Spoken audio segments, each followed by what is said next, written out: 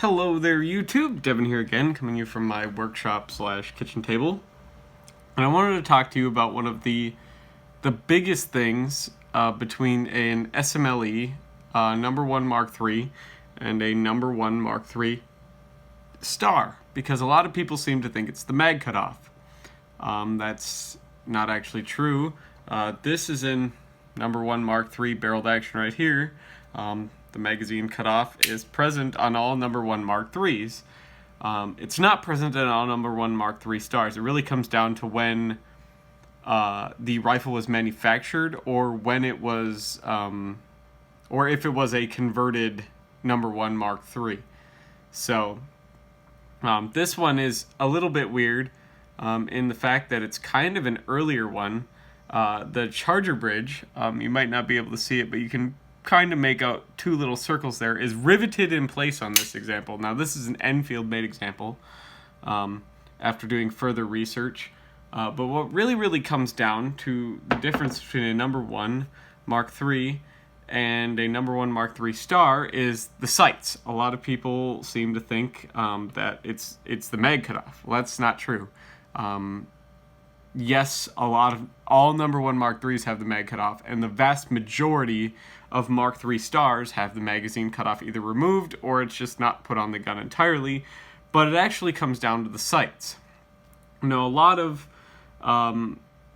number 1 Mark IIIs are going to have volley sights, long-range dial sights. Now, this barreled action here is going to have them once I ever get the stock in, but what that is there's a big peep sight that hooks to the safety here. This only works the earlier 5-piece safety, because you could see that little ring in there. That's where the volley sight would be, and later, as these were sent into armor to be upgraded or retrofitted, the volley sights would be removed, and that little spacer would just take its place.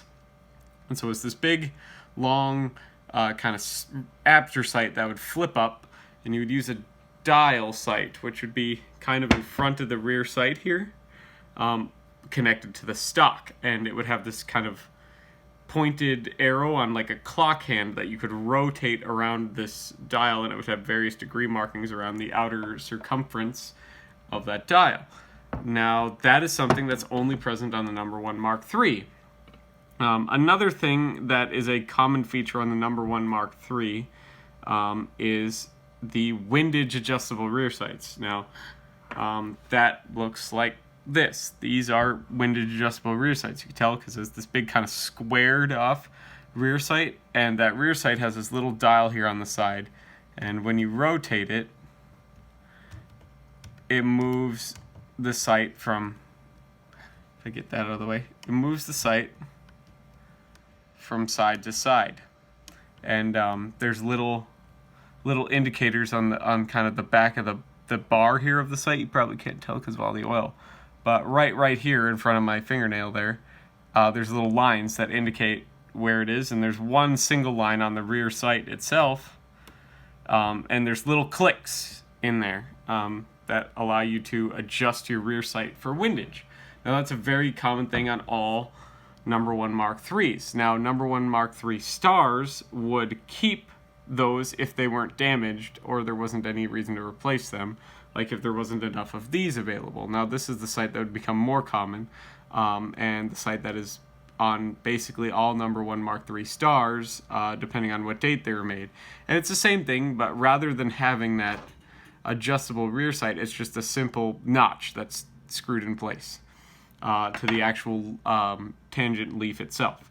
So that's kind of the big difference between a Mark III star and a number 1 Mark III, is it really comes down to the sights. And the realized kind of very early on in World War I that it was a bit optimistic to be trying to shoot sights out to like 2,000 yards. It would have been, if I adjust this up to 2,000 yards, it would have been pretty optimistic to see 2,000 yards on the SMLE like that. You know, the sight leaf is almost at a 45-degree angle.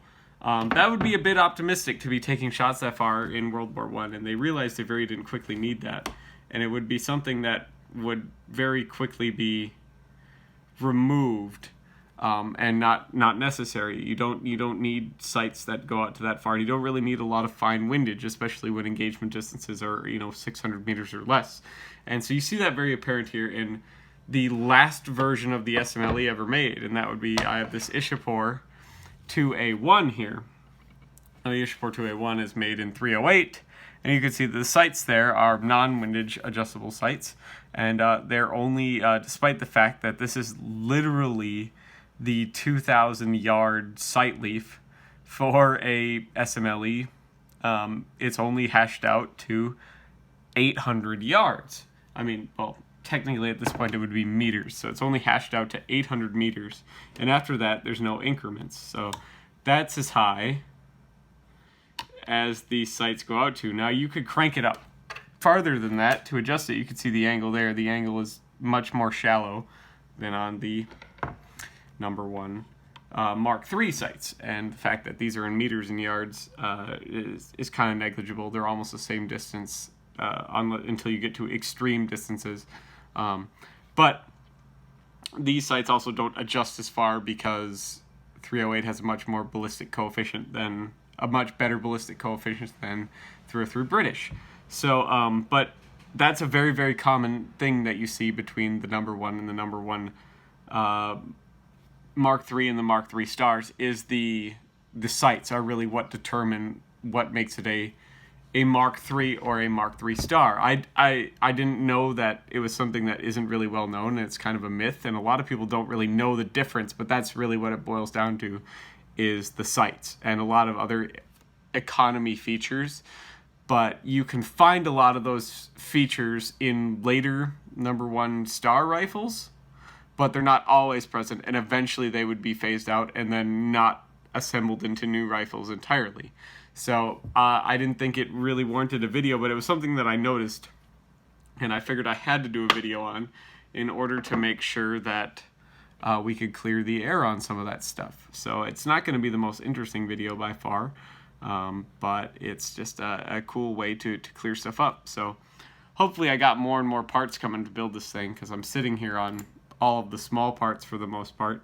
I'm just waiting on the wood to actually assemble this rifle, which could be a few weeks yet from what I'm told. So, but thank you so much for stopping by, you guys, and thank you for your support on Patreon and stuff like that. To show my thanks for your support on Patreon, I'm giving away a Canadian Arctic canteen, which is very, very good at keeping water from freezing, but it also doubles in the fact that, like, you can keep water very, very cold for a very, very long time in extreme heat in that canteen.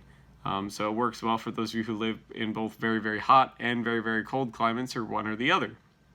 I'm going to give that away to probably whoever has the highest Patreon contribution at the end of this month. Right now, it's not a very high bar. It should be fairly easy to beat if you're really interested in getting one of those for free. I'm paying the shipping costs and everything to get it across the globe. If you live across the world, might take a while to get to you with the whole coronavirus thing going on right now. But if you're interested, there is a link to my Patreon account in the About tab of my channel if you're very, very interested. So you can put in whatever donation you can afford if you just want to support the channel, or if you really, really want the canteen. You can even put in a one-time for a 1-month donation and then cancel it if you wanted to get a pretty high donation to get those canteens. They're quite rare, and this one is in new old stock condition. So if that's something that interests you, feel free to do that. Otherwise, I will hopefully see you all in videos here to come. Thank you so much for watching, and I'll see you all in the next video.